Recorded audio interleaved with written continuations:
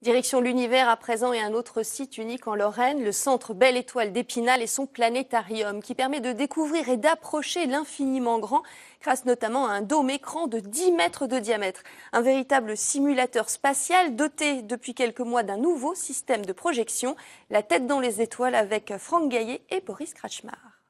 Plutôt des objets qu'on a inventés vers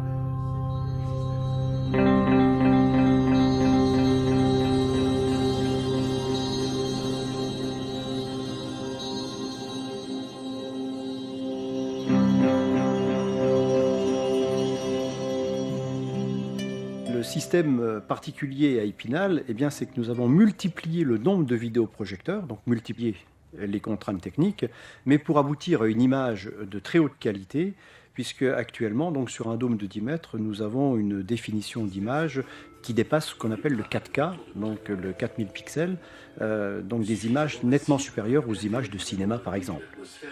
Nous avons 2 autres planétariums qui sont devant nous, un au Japon, l'autre aux États-Unis, et Épinal donc, serait, par sa définition, donc sa résolution et sa luminosité, la 3e image au monde la plus belle projetée dans les planétariums.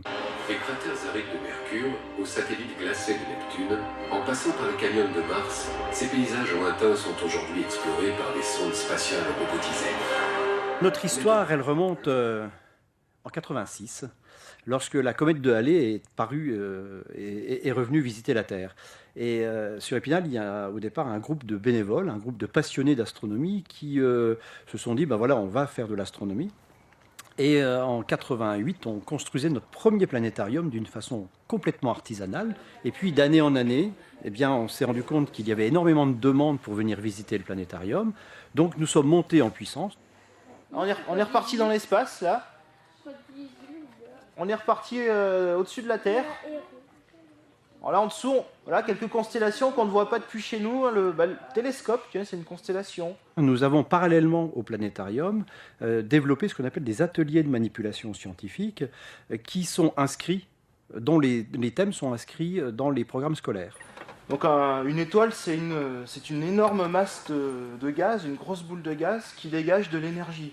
On s'ouvre vers le grand public, puisque là, on est sur de l'imagerie, on est vraiment sur disons, du grand spectacle, mais grand spectacle scientifique qui intéresse notamment le grand public et notamment le tourisme.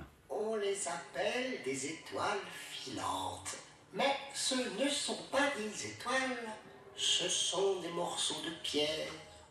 Et notez que le planétarium organise des camps d'astronomie pour les 8-14 ans pendant ses vacances scolaires. Bonne soirée à tous, à demain.